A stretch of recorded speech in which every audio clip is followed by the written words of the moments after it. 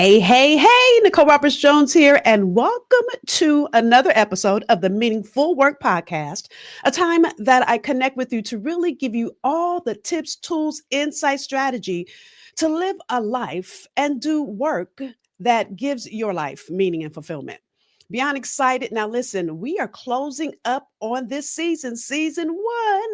Would love to hear from you and hear your takeaways, the things you've learned, the insight, but as this episode is going live, yesterday was my birthday. So I thought, you know what? I want to give you a gift for my birthday. And so it dropped then in my spirit to share with you 56 lessons that I've learned about meaningful work over the last 56 years of my life.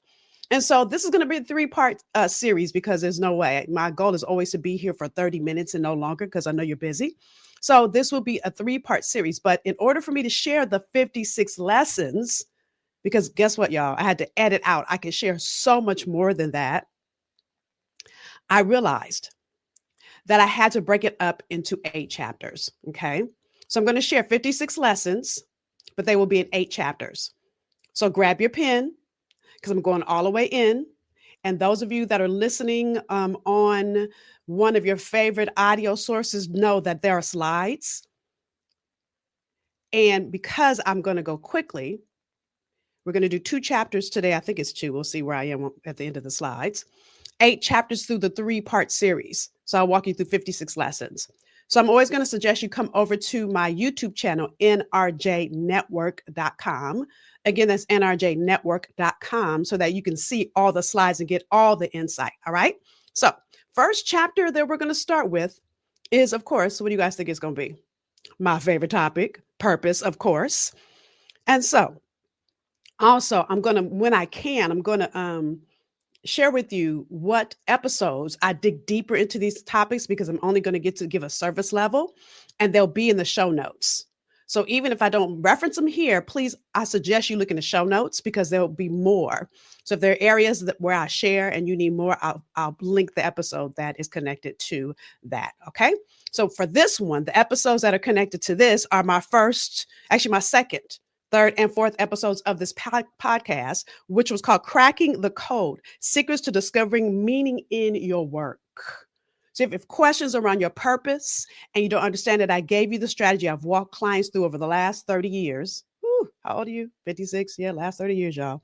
So understand what their purpose is, okay? So lesson number 1 is never compromise your why. Now, that could be for relationships because there have been times that I've been dating in relationships and men didn't understand my purpose and they would get mad at me or try to stop me from doing things. Or even when you're in a job and you know what your why is, and maybe you're up for a promotion, which is not connected to your why. What I've learned is if I keep my eyes on the prize, which is my why, my purpose, my reason for existence, then all things always work together for the good. Mm-hmm. So in order to do that, the other thing I had to learn is number 2, stop playing small. See, what I realized is God is intentional. See, when you were born, he intentionally gave you gifts and talents.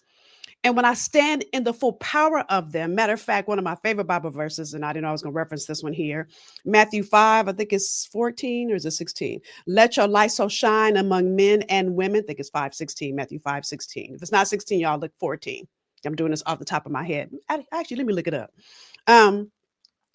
Let your light so shine among men and women that they may see your good works and glorify your Father in heaven. Trying to find my Bible app. And the reason I'm bringing up this Bible verse now is when you're playing small, you're not shining. You're dimming your light. You're playing small, right? So that is 16. Let your light so shine. So it's Matthew 5:16. Now, a great example of this, and I did put this Bible verse on a note, is the story of Jeremiah in the Bible. So you can look it up, Jeremiah 1:5-8. And I love the conversation that Jeremiah had with God. And here it is. This is what God said to him. And then listen to what Jeremiah says back to God. Starting again in verse 5. Before I formed you in the womb, I knew you. Before you were born, I sanctified you. I ordained you a prophet to the nations. Then said I, so this is Jeremiah talking back to God, "Oh Lord God, behold, I cannot speak, for I am a youth." But the Lord said to me, "Do not say I am a youth, For you shall go to all to whom I send you, and whatever I command you, you shall speak. Do not be afraid of their faces, for I'm with you to deliver you, says the Lord.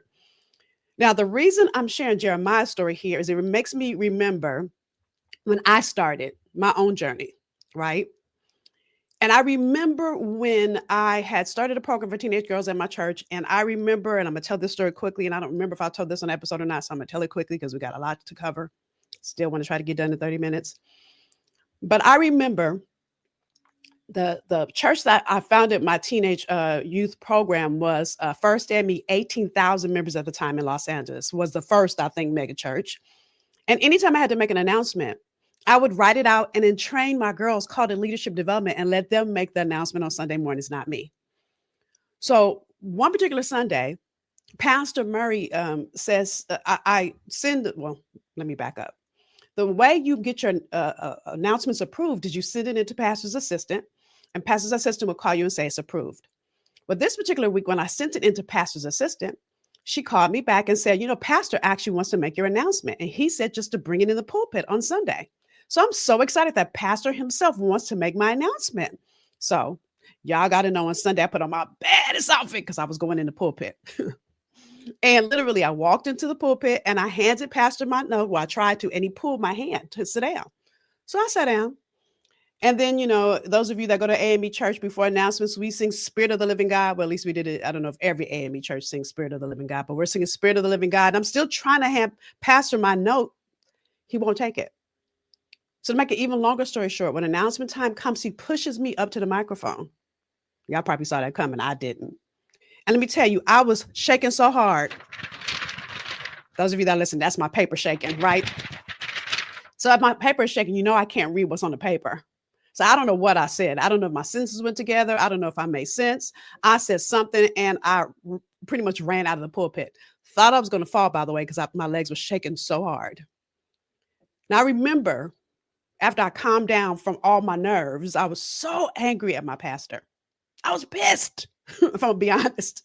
I couldn't wait to go back into pastor's office after church was over to give pastor a piece of my mind, respectfully. So when I get back there, and those of you that know Pastor Murray are new, God rest his soul, my mentor, my everything. I learned so much from him. Anyway, let me not start because I'll start crying. But anyway, I walked back in his office and he goes, "Daughter." I'm thinking, why is he so happy? So he goes on to say, why I did that? Because you're humble. You would never try to be seen, and God is propelling you forward. I realized in that moment that I had been playing small, that I've been letting fear, I've been letting perception, I've been letting everything else keep me from what I knew God was calling me to do. After that conversation in his office, do you know, churches started calling me out of nowhere? So the third lesson I learned from this is that I had to start to be unapologetically me. There are going to be some people that get me and some people that don't. Some people that are going to be haters. And usually, can I tell you why people hate on you? Because usually you're drumming up something significant in them and they're not ready. Not your fault. As Marian Wright Edelman's quote says, when your light shines, you give people unconscious permission to let their light shine as well.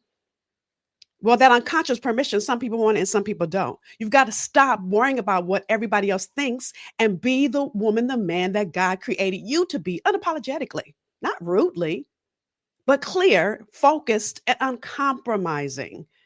And then the next thing I had to learn is to do it. Oh, excuse me.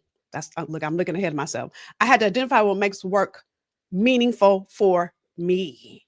The same way I'm suggesting you make and identify what makes work meaningful for you. So what I realized is my gift is producing and casting. I did that in entertainment. That was my first job out of college. I worked in casting and production. And when I felt God shifting me, and that's going to be the next, I'll talk more about the shift in number 5 in a second. But when I felt the shift, what I realized is that I shifted careers. God still was using that same gift, casting and production.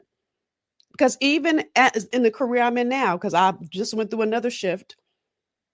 So in June of 2025, I started as a director of career services at UDC, University of District of Columbia. Didn't see that shift coming, but here's what I'm still doing, you all, casting and production. producing programs, and putting people in the right roles. Because now I'm working with all the students. My team is working with all the students. And so looking at all the ways that we can foster them getting in the right role. So I have really gotten clear on what my calling is. And when you identify that, then you understand what makes life meaningful, or work and life meaningful for you, because then you only do work that's in alignment with that. So in order to do that, and I kind of just alluded to this, number 5, life is about levels. Listen, this conversation that I had with Pastor Petrie, his episode, again, I'll link that in show notes. Let me write a note so I remember, because now I'm remembering episodes, right? We talked about this. See, God never intended your life to be on one level. Just like we matriculate through education, we don't stay in kindergarten the whole time we're in school. We go kindergarten and then first and second and junior high and high schools, some to college, some grad school, and on and on and on. Life is meant to live that way as well. So what I've learned is that when I get to a place that I've learned everything I can on this level, God is always going to shift me to my next level, just like God is going to shift you to yours. And some of you going through an economic hard time in this country, some of you, it's time to shift your level. I'm gonna leave that right there because we're not talking about work right now. 6th lesson I learned, I was going to say this a minute ago when I was talking about my pastor pushing me in front of that microphone, is I had to learn to do it afraid. I think oftentimes we think that we're going to do and there's not going to be any fear present. Not true. I had to learn that when fear comes, it's because I'm doing something I've never done before. So of course it's going to be scary. But I also believe that God puts us in situations and circumstances, so we have to trust him. So when you're trusting God, your flesh will be afraid, especially if you're playing big. And I remember being on a mastermind call years ago, and Ayanna Van Zant was our teacher that night. And she said, and I quote, "If you don't feel like you need to pee on yourself sometimes, you ain't playing big enough." And I wrote in the comments, I said, "That's why I always feel like I need depends, laugh out loud." And she had a good laugh that I said that, but that's real. Because even as I felt my shift happening at the end of last year, going into this year, as we're ending out 2025, I didn't know that God was leading me back into, listen, when I started this podcast, I told you guys I was getting certified in career development because I felt like God was pulling me into a career development space. Who knew that I was going to go back into university? Now, listen, I've been an adjunct professor in 3 PWI, predominantly white institutions.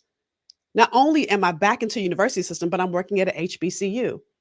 So I get to give back to kids that look like me. Never could have seen it coming. Anyway, all those things, you got to do it afraid. 7th lesson is live out your values at work. Had a great conversation with Monica Cost. Her episode was called How Values Lead to Fulfillment. You know, whether I'm talking about at work, and dare I say, if you're in a relationship and it's not working, usually you're bumping up against each other's values. You know, what I have found in this thing called life, and this was me included for years, is successful executive women don't stop long enough sometimes to define what your values are. And you wonder why things aren't working. You wonder why there's certain team members that rub you the wrong way. It's because your values are out of alignment. When you begin to understand what your values are and how they're bumping against that value, then you can work with them in a different way. My 8th lesson, and there's so many lessons I can work in purpose, but listen, y'all, you're going to hear purpose threaded through everything I talk about because purpose is my jam, right? Number 8 is you got to celebrate your progress and celebrate your success. I think oftentimes we get to a milestone and then we're on to our next. We don't stop long enough to celebrate our own self, to identify you did that, and have a little party for yourself. Stop waiting for other people to celebrate you. You celebrate you. Take yourself out to dinner. Go take yourself to the spa. Do something to celebrate yourself when you have a win, and acknowledge what you have done. Here's a great assignment. Create your already done list. Take out a sheet of paper. Didn't know I was going to say this. Take out a sheet of paper, and I want you to write out all the things you've already done. Graduated from college. Had children, if you had children. Did you get a promotion? Think about your first job. You know, I think about the first internship I ever had, which was at BET, and how I had to call and push myself into that internship. I pretty much told them, because they weren't hiring interns, listen, I'm free. Why would you not hire somebody that's free, that works as hard as I work? And I got that internship, and then I got a job offer. So all those things, stop and think about your life. all the places you've won. I think sometimes we focus so much on the other things we didn't do. Today, I want to encourage you and challenge you to celebrate all the things you have already done. So that's our chapter on purpose. Again, you're going to hear purpose weave throughout.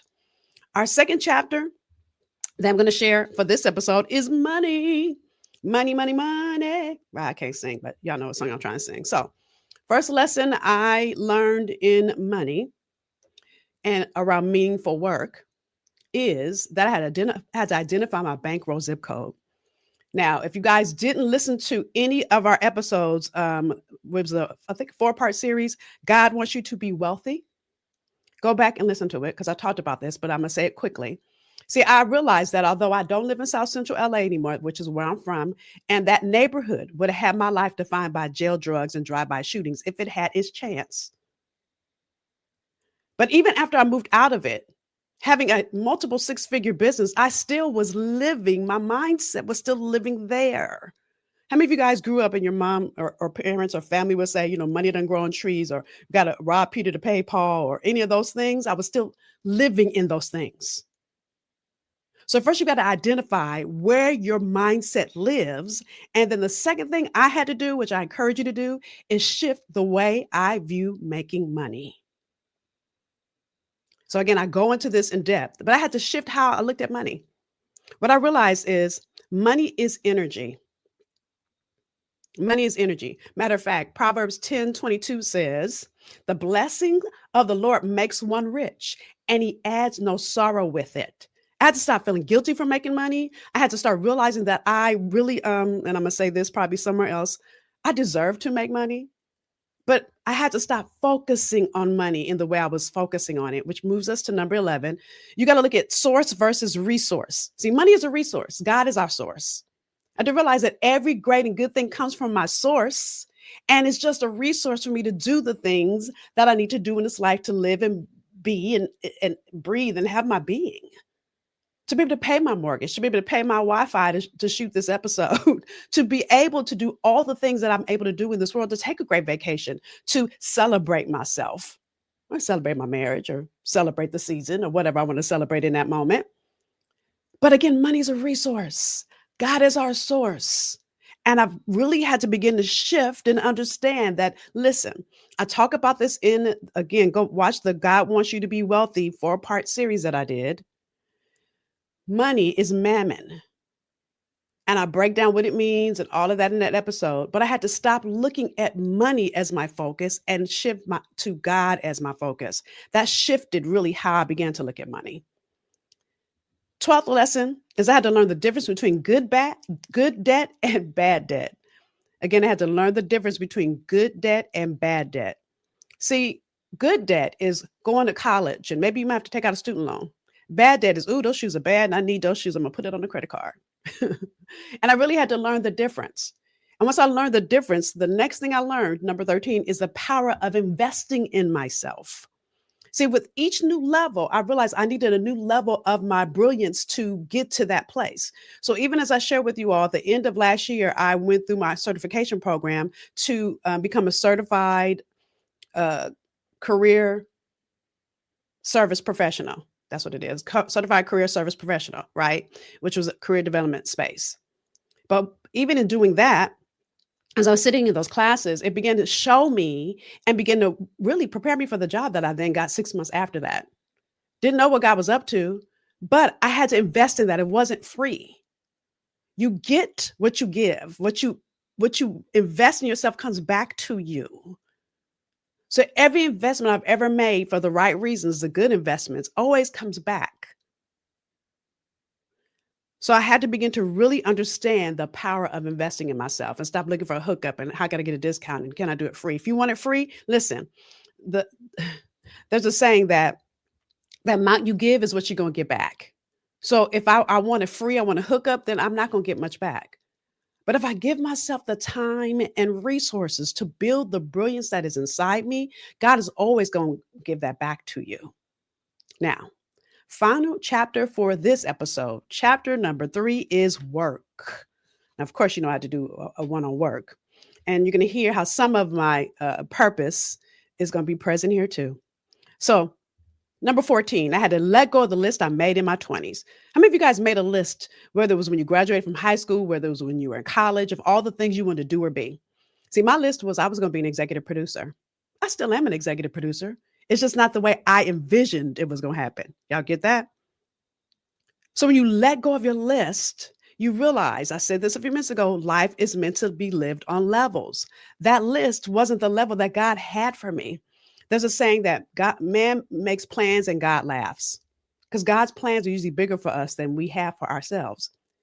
So when you begin to let go of your list and really begin to open yourself up for what's possible, and you do it afraid, then you begin to see listen, when I left entertainment, I didn't see that I was going to start a program for teenage girls and have 13 chapters of that program in 13 states. I didn't see that I was going to get offered to be an adjunct professor. I didn't apply for that job, y'all. When I was in grad school, my teacher said, come teach or come share with our class about your business. And she said, you should teach. And I thought, okay, I don't have a PhD. While I was in my head, she had called the dean of the school. Dean called me and made an offer. When I moved from LA to Boston, the dean called and said, Nicole, I don't see you on the list, on the roster for teaching this semester. And I said to her, hey, wait a minute. I left you a message. You didn't get it that I was moving. I wonder why you didn't call me back. She called Boston University, not me. I got a call from Boston University, like, we heard you moved here and we'd love to have you on our adjunct team. So I'm sharing that with you because, again, you don't understand where God is taking you. All those things. And then all of that was a catalyst for me to close my nonprofit, start my for-profit, coaching professional women and a few good men around career development, leadership development, team development, and business growth, and all the things I did in the 30 years of my business. And then even with that, so I'm sharing all that to say to you, all those things I didn't see in my 20s, but God did. God knows the end from the beginning if we can focus and trust him. Next lesson, building healthy boundaries at work. Listen, you're going to know the difference between a friend and a colleague at work. And sometimes some people will try to stretch that boundary. And some people you will begin to understand that you can stretch the boundary with a little bit because you become friends. Like, I have some great girlfriends now that I met at work. But initially, if you don't build those boundaries, some people will take advantage of knowing insight about you, of being intimate with you. I mean, intimate, like intimate information. I'm not talking about sex, but that too, right? So you've got to begin and understand how to build healthy boundaries at work so that who you be and your personal business doesn't hinder your professional life, right? Number 16, the importance of my impact and how I serve others. Again, this is part of what I learned when I shifted how I looked at money and began to look at it as a resource. And then I began to realize that everything, every place God is calling me to is for me to serve other people. It's not about me, right? See, God created each of us as an answer to a group of people that need us. And when you begin to understand that, it shifts how you view your work and how you view even making money. Okay. So next thing I had to do is understand number 17. Sorry, I'm not saying all the numbers, y'all. It's number 17, the power of focus. Now, here's why I say that. Because oftentimes, I remember when I had my for-profit business, I got offered to go into another company, a bigger training and development company, and let my business go. And I worked in that business for 3 years, coaching, training, same stuff I'm doing now.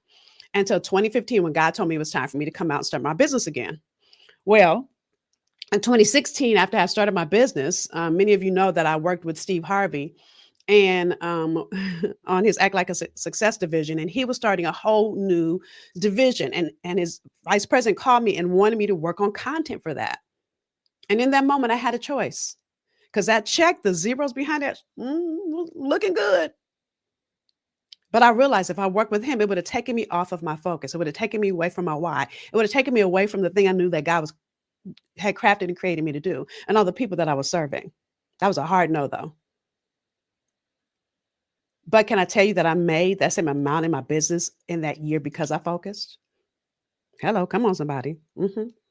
Next thing, number 18, how to cultivate my purpose in the workplace. Now, I've kind of talked about this a little bit along the way. But the more I began to see my gift for producing and casting, the more I began to realize what God was doing was taking that to the next level.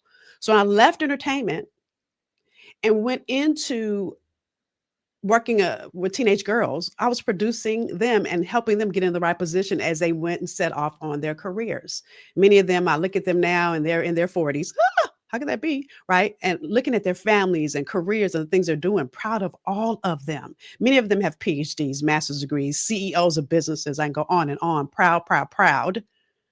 But even when that became time, it was time for that to be over. And God started moving me more into the entrepreneurial space and helping entrepreneurs and corporations get their team either in the right seat on a bus, which is still a purpose conversation, or it was team development, leadership development, all the things I did in the last 30 years of my business. I realized that I was producing and casting. My question to you is, what is your why, your greatest gift? And how do you begin to cultivate that in the work that you do? And what I mean by cultivate is, again, I said this, life is meant to be lived on levels, just like your career is too.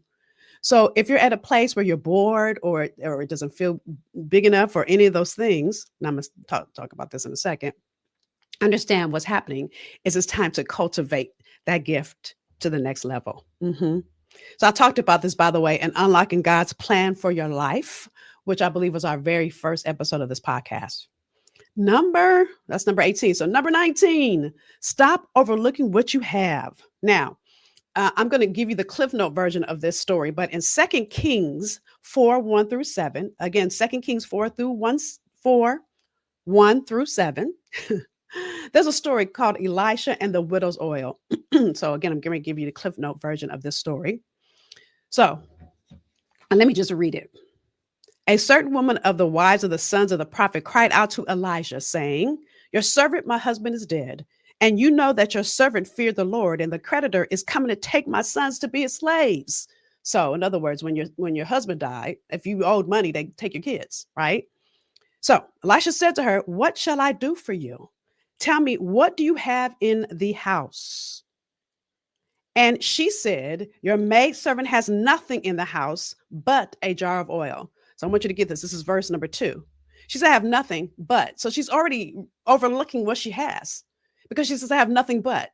So you do have something. Hello. So in verse 3, Elisha says to her, "Go borrow vessels from everywhere, from all your neighbors, empty vessels. Do not gather just a few. And when you have come in, you shall shut the door behind you and your sons, then pour it into all the vessels and set aside the full ones." So she went from him and shut the door behind her and her sons, who brought the vessels to her, and she poured it out. Now it came to pass, when the vessels were full, that she said to her sons, "Bring me another vessel." And he said to her, "There is not another vessel." So the oil ceased. Then she came and told the man of God, and he said, "Go sell the oil and pay your debt, and you and your sons live off the rest." So she was overlooking what she had. She was playing small and minimizing it. You guys seeing how all the lessons I've talked about are going together? And so I began to realize how I had been overlooking my own gift. That my gift for purpose is seeing how things naturally fit, my gift for collaborating and developing programs, my gift for developing teams, all those things, minimized it. Everybody can do that. No, everybody can't do it like I can. And so I really had to take time to understand that I am wired different than anybody else. There are other people that do what I do, yes, but nobody does it like me. Just like there are other people that do what you do, but nobody does it like you. So what are you overlooking about you? And how can you begin to cultivate it, to grow into the woman, the man that God has created you to be? Not on the first level, second level, third level. Hey, let's talk about the penthouse level, right? Because again, remember I said life is meant to be lived on levels. So our final lesson for this episode is number 20. I had to learn to cultivate patience and perseverance. You know, oftentimes we want things to happen overnight. They're not going to happen overnight. And oftentimes we want things to happen in our own time. I'm going to dig into this more in another step. And I had to learn to be patient, that God's time is perfect, and that sometimes it's going to seem like things are taking forever. Great example of this is Joseph in the Bible. And I know I'm going to talk about Joseph in another episode.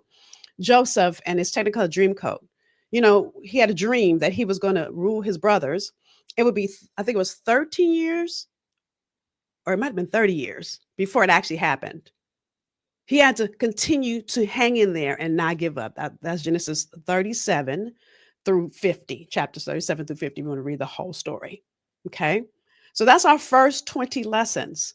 As we move throughout this series, I want to hear from you. I want to know which of the lessons in each episode really are hitting home for you, or lessons you've also learned, lessons you need to learn, all the things, number one. Number two, share it. This is our last series, y'all. We're winding down on this season.